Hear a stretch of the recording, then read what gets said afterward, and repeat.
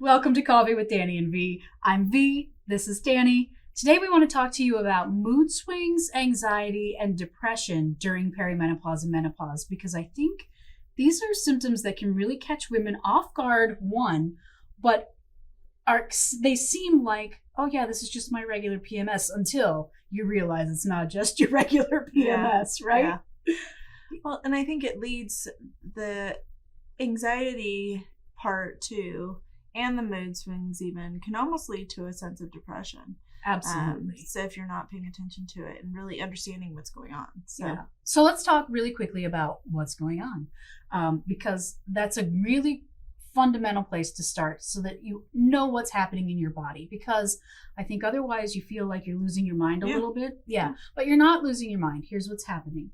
Your body needs to make serotonin, right? Your happiness hormone, in order to regulate your moods, for you to feel like you are a happy, content, well-adjusted individual. Right. Guess what impacts serotonin? Estrogen and progesterone, those two sex hormones that start to decline when you're in perimenopause and menopause. So guess what? It's just like when we talked about vasomotor symptoms, right? You've got all of these receptors, all of these pieces of your body that talk to each other. And if they're not sending each other the right signals, then you're not getting the serotonin you need. And that's what causes the mood swings and the anxiety and the depression. So that's what's happening in your body. There's lots of things you can do to help, but let's first talk about how it makes you feel, because I think we got to start from a place of empathy here. Yeah. Well, and I think mood swings, especially, I think for most women, even through PMS, we go through mood swings, right? Yeah, exactly. You're PMSing, and it gets so much worse through menopause for a lot of women. But even through PMSing, for me, I don't realize the change in my mood or attitude or anything like that until after I'm done, right? Yeah, and then you go, oh, what was that? Yeah. Man, you know that you're really emotional or upset or things are bothering you, but in the moment, it's hard to identify and be able to take a step back from that and look in and say, maybe it's this, because you feel like this is your emotions. This is how I feel. This is, it's validated, in so many ways. And I think that it gets exasperated with menopause. And and in a lot of situations and in a lot of cases, with normal PMS, you kind of get to this end point, right? And you're able to do this look back. Mm-hmm. And I think that in a lot of cases with women going through menopause, the mood swings, they don't get that kind of a break, right, to really be able to take that step back. Yeah. Or it's happening more frequently, right? With PMSing, it's very, once a month, or once every 3 weeks. And my period happened. Oh, that's why I was like that last week, right? Right. That's why I was crying at everything. Or my husband was pissing me off the whole week, or whatever it is, right? But you don't have that trigger to say that's what it is with mood swings and menopause. Exactly. Yeah. So I've talked a little bit about my mood swings and my menopause rage that I didn't even know I was having a couple of times, but I'll just share again for those of you who are new. So when I was 44, I realized I was going through perimenopause. But in retrospect, when I looked back, I realized that I was having what I call menopause rage for at least 4 years. Like things that I knew were outside the norm for me. And specifically, the way I talked to and treated my husband, right? I was a little better with my daughter because I come from a history of abuse. And so I've always been really careful about my child rearing skills. But I was not so careful when I turned 40-ish with this hormonal change with my husband. Mm-hmm. And it bled through for sure in our relationship. Like, he is a very kind man. He hadn't changed at all. Right? I was the one who had changed. Yeah. And I didn't realize it, but he thought I didn't love him anymore because the mood swings were so bad. And they weren't just mood swings. I mean, I feel like that's a misnomer in some ways. I mean, I felt like I was constantly angry, and the anger was like really, really high some days, but I just felt like I was constantly angry for at least 4 years until I realized what was happening. Do you feel that, and I think what I gather from a lot of women now, definitely, I think as I've turned 40, my mood swings are definitely picking up. And I can notice more, but I haven't had something like that. But we've talked to so many women, and I think that a lot of times women identify with that change and that they're becoming somebody different. Do you feel that that's how you were? Were you kind of, was it becoming a part of your identity, you know?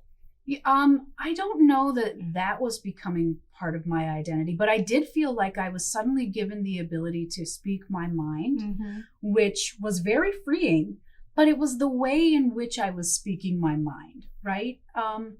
Abusive and angry and not constructive in any kind of way. And I think there's a big difference between finally feeling like you have the ability to articulate what you're thinking and not just the ability, but the wherewithal and the motivation and the comfort in who you are, and doing that in a really constructive way, right? And I'll tell you, so the things that would drive me crazy were things that always annoyed me. Like my husband I swear to God, I don't know why it is so difficult for men to put their clothes in the hamper. The dirty clothes will lie on the floor next to the hamper, right? What is that? And it used to be kind of annoying, right? And then when I got into this like menopause rage, I was like, this is the last straw, right? These dirty underwear on the floor are the last straw today. But it wasn't a constructive, hey, it is really bothering me that you're leaving your dirty clothes on the floor when there's a hamper right there. And it doesn't have a top on it or anything, so you could use it, right? It wasn't constructive. It was just, me flying off the handle. And so, yeah, I think it's totally justified. I'm not saying that the things that you get angry or moody or depressed or sad or anxious about are things that you wouldn't feel that way normally about, right? You probably would. It's just that the lack of serotonin in your body is making you feel those things to a degree that is unhealthy. Yeah. And we hear so often about how it affects women's relationships, and they don't really understand. I think we're used to having ups and downs in our lives, and we think that this is just another up and down, right? Or that we're just changing, or, and we're not clearly identifying the fact that we're having this chemical change in our bodies that's causing this. And yes, some of those feelings, may be justified. Some are exasperated. Some are, it's all over, right? Yeah. So, you hear a lot of times, women that are going through divorce, and a lot of, and sometimes they don't feel like they recognize themselves. Sometimes they feel liberated. Yep. Sometimes it's like, I just finally got rid of him and I'm done. And, and then other times it's the end of their world because this is the last thing they wanted. So it's interesting to see because it's all over the board when I see it. And, going through menopause is hard enough. Throwing a divorce in it is, can really make things a lot more difficult. So in that, was there a point for you that what was it that was your turning point or your light bulb moment that made you realize this is what was happening? My light bulb moment was with you. Okay. Do you remember the day you came in and you were like, you asked me a question about something, and I don't even remember what it was, but it involved like your husband was doing a task and you asked me about the status of the task. And I was like, I don't know. Do you remember that? Oh my God. And she walked away like kind of like, oh, okay, right? And she walked away.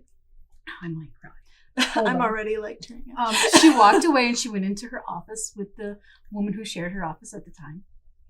And I sat there for a second and I was like, okay, I just was rude and mean to the most kind, wonderful person on the planet. Like, okay, you're never going to meet a kinder, gentler, sweeter person than Danielle. She is just amazing.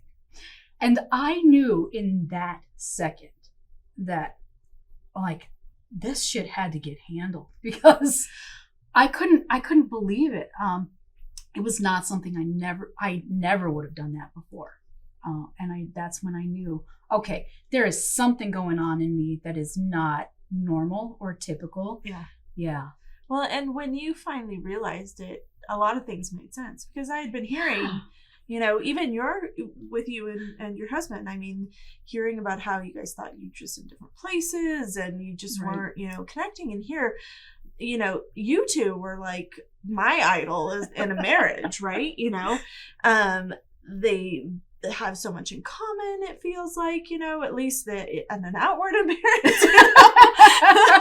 And knowing both of you individually, yes, everyone likes different things, and you're more introverted, he's more extroverted, right. you learn to deal with those things through the years. But I think as you go through these mood swings and this anxiety period of life, you really start paying attention to those things maybe more, and trying to find meaning out of them sometimes too, I think leads to a lot of this.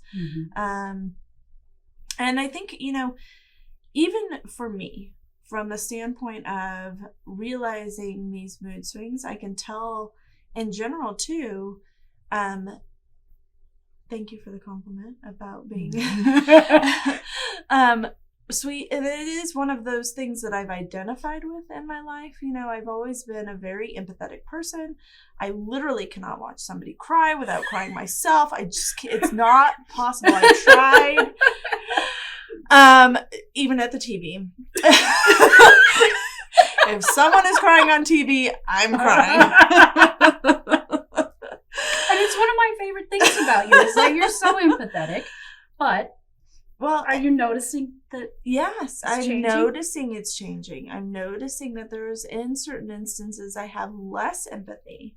And it's interesting because that's very much something that I've learned to identify myself with, and I did that because it was more of an acceptance, because there was people that liked that about me and people that hated that about me, like almost mocked me because I would cry so easily, as if I wasn't strong, right? And couldn't take charge because I'd cry at the drop of a hat. But really, when I focused on my self-acceptance, because of course it didn't make me feel good. It made me feel like I needed to be somebody else when they would tell me those things. I came to realize that I love that about myself, that I can have empathy for others and their situations and whatever they're going through and whatever. So to feel like I'm losing a little bit of that empathy, which is, it is a natural process as part of menopause, and I actually see it as kind of a mood swing for me, because in situations where maybe I would have a lot more empathy, I'm not having that empathy. So for me, I'm identifying as a mood swing. But I also know that there's a lot of women, you lose that kind of mothering, nurturing type of thing as your estrogen goes down. And not that I have lost all empathy or nurturing for my kids, but I do have 2 teenagers in the house right now. But I definitely can feel it. I see it, but if I wasn't here in this company, starting this company and knowing about menopause, I would be completely lost as to what was happening to me. And it would be completely an unsettling feeling for me. Yeah. But because I know about it and I know what's happening, then I'm actually feel more at peace about it. And but the other thing is you don't know what's at the other side of it. Maybe I become completely non-empathetic. I don't know. What's going to happen to me when I lose my estrogen? I don't know. Maybe I stop crying at movies. That'll be the day. My kids will be like, what is happening? But it is an unknown, there isn't, and I think about it what's going to happen to me? And, I've identified with myself as this kind, empathetic person. Mm-hmm. What happens if I lose that? Right? Right. Well, I think that what mood swings in menopause can help us identify is what things really bother us and what things can we live with. Yeah. Right? And when you reach this point in your life, I think you're much more likely to say, okay, I've spent the last 40 or 50 years living with this thing, and I'm no longer willing to live with it, or at least have it be the status quo, right? Yeah. Something needs to change. I think because we've had this estrogen running through our body that makes us much more likely to tolerate things and to try to smooth things over and be the bigger person, maybe, or be the empathetic, the nurturer, the caregiver, whatever it is.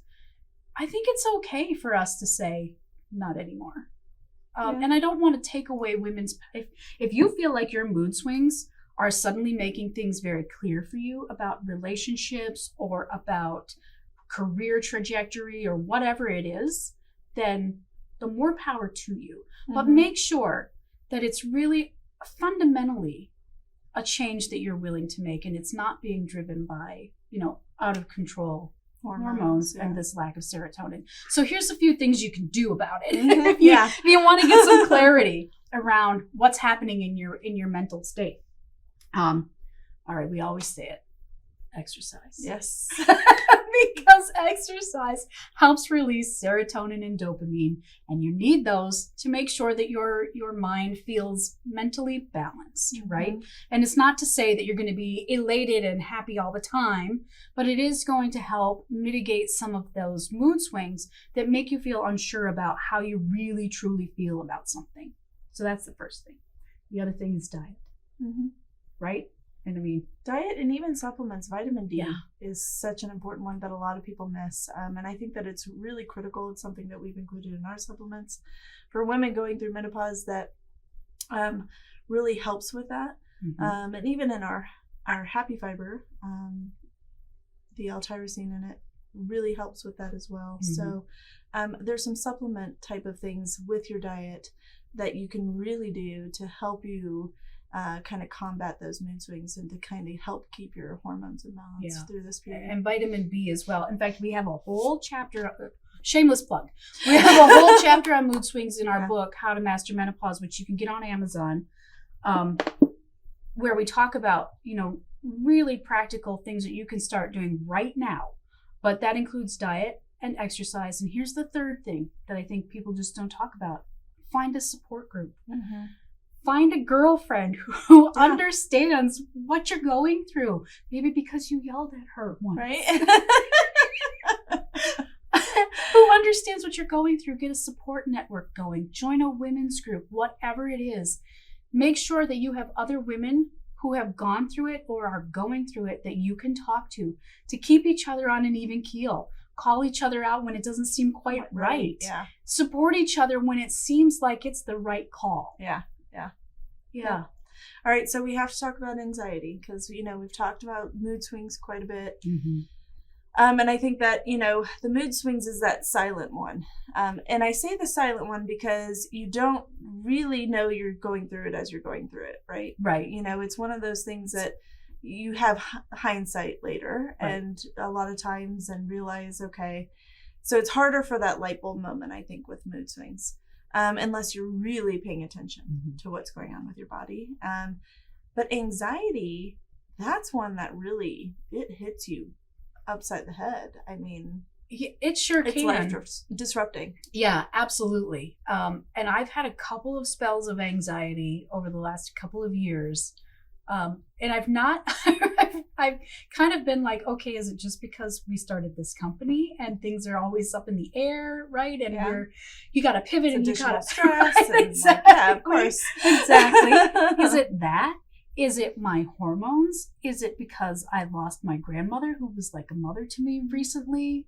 And I've noticed that I've had more anxiety and depression since then. Mm. So I'm not really sure what's going on in my body. You're right. It's the silent one. I don't know what to identify it with. Yeah. Yeah. And I think, with anxiety, and a lot of times you can find triggers with anxiety. Sometimes it's fear of loss. And that could be in so many different ways. The fear of loss of your husband because of mood swings, because the relationship isn't good, right? And then that induces anxiety. Maybe your relationship with your children is, declining, or they're moving out of the house. I'm having that one. Or we're getting to those years. There's a lot of things that I think you can really point out and trigger those anxiety points. But at the same time, I think that sometimes there's a lot more to it, and there's a lot more underlying than just what you think it is. And we do know that because of the hormones and everything going on with menopause, that's one of the biggest things. And so I think anxiety is a hard one, It's a hard one to even find things that help cope with the anxiety, or to bring the anxiety down. There's definitely some things out there, different supplements and different things that can kind of help. Meditation is actually the one that I would point out from a natural standpoint to really help. Because sometimes with anxiety, it's just finding clarity. Right. It's finding the calm within the storm, so that you can really, take a step back and say, okay, this is what I think might be causing it. So how do I get through that? How do I help myself in that situation? And finding ways to help yourself, and finding ways to, reduce that stress or lessen that anxiety. For me, and mine is, the kids are both in high school. They're the empty nester thing. It scares me. It scares the shit out of me. My kids are my life, Right. and that's, as a mother, that's, so, and for me, to reduce that anxiety, it is finding a friend to talk about. And I come and I ask you questions all the time. And in some ways I have no idea. FYI, I never had a son. I mean, I don't even know. And our daughters are so very different. That it's hard to give you advice. I know. Because your kids are so different from my child rearing experience.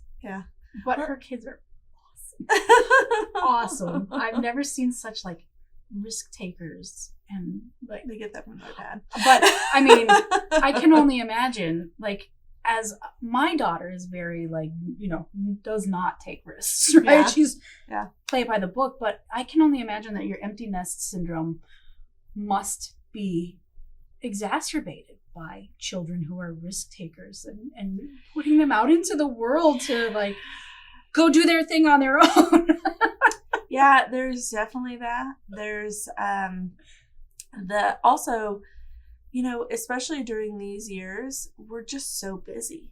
It's sports, it's practices, it's school events, it's this, it's that, it's taking them, my daughter's about to drive, and maybe that'll take some off of my plate, but maybe it just increases my anxiety. I don't know yet. But, there's all of this stuff that you do for your kids in these years, and then all of a sudden it stops, right? They're gone. They move out. They, I don't know how I'll deal with that, because I think that's one of the things for women that would probably help a lot with mood swings, anxiety, is really focusing in, as you're going through this change, as you're having these hormonal changes, as your estrogen's dropping, is really focusing on you, though, in what's next, where do I want to be, what are the things I want to do, right? And maybe it's hobbies, maybe it's really looking at, how do I fill my time with things that are fulfilling, that interest me. And it doesn't always, I do, if you're in a relationship, I think that it's very beneficial to find things that you can do with your partner together. I think that would probably help through an empty nester home. But also finding those things that make you happy and that you really want to do. Maybe it's, for me, I've always wanted to learn to play the violin. Oh my gosh. That would be awesome. Wouldn't it? Yeah. So that's definitely on my list, you know. The other one is I want to learn to play tennis. Because I love exercise. I love getting out there. I love being outdoors. I love being active. And so I definitely see an opportunity with being an empty nester that I get to focus on that maybe some more than I get to right now. So do you think when you focus on those kinds of things, your anxiety, do you feel your anxiety decreasing? Yeah, because you're also releasing serotonin in those moments, because there are things that make you happy. There are things that bring you joy. There are things that, you know, you've always wanted to do. So there is a serotonin release with that. And I think that helps offset that anxiety. You know, I think that focusing on the anxiety throws women into really bad, dark, deep holes, and not finding ways to release the serotonin also. You know, it's really hard with anxiety. You know, different things throw women into different types of anxiety. You know, a loss with you and your grandmother, that can really throw you into a deep, dark hole for a long time because you're focusing on that loss. Right. And I challenge you to focus on yourself. The loss has happened. It's sad. It's hard to move past it. You're going to have memories. Focus on the good memories, though, and focus on, you know, yourself and things you can do to release serotonin and yeah. And if you're not a meditator, at least do some deep breathing. Yeah, I find that that's really, really helpful when I start to feel a little anxious, because I can't meditate. I have really, really tried, but I just can't do it. But if I can just sit down and do some deep breathing, count out the breaths, just focus on that for a few minutes, I feel a lot better. Guess what? She meditated. She just doesn't realize it. But meditation doesn't have to be listening to chime music and somebody talking you through meditation. Sometimes it's just sitting down in nature, in peace and quiet with your thoughts. Well, I do that every morning. Okay. And it helps. It definitely helps. It's a form of meditation. Oh, well, who knew I was meditating and I didn't even know it. Focusing on your breath, that's a big part of meditation. You know, I do that with my kids. When my kids get upset, the first thing, take 5 to 10 deep breaths. That's the first thing I tell them to do. And we don't try to figure it out. We don't try to do anything. You got to get past the first 5 to 10 deep breaths. And then you have a clearer mind. You're past a lot of the emotional points. And so guess what? You're meditating. You don't even know it. Anything else about anxiety we should touch on? I can't really, anxiety is a hard one. A lot of women through menopause especially start suffering from anxiety. It can be anxiety about work. We've had our episode on menopause things in menopause in the workplace and anxiety about work. And some of that stems from just the fact that you're having menopausal symptoms in the workplace, which then causes anxiety, right? It's this. Oh, it's cyclical, isn't it? One. So I think just focus on serotonin. Yeah, and get it through supplementation. Get it through exercise, diet, support systems, and stress relievers. Yeah. All right. We'll see you next time. Bye-bye.